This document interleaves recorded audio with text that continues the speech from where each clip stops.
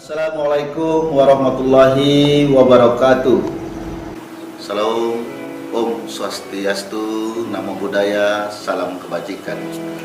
Atas nama pemerintah dan masyarakat Kabupaten Banyuasin, saya Haji Askolani SH, MH, Bupati Kabupaten Banyuasin, mengucapkan selamat Hari Pers Nasional tanggal 9 Februari tahun 2022. Mari kita perkuat peran media massa dalam penyampaian berita yang baik dan bermanfaat serta mendidik untuk masyarakat Indonesia.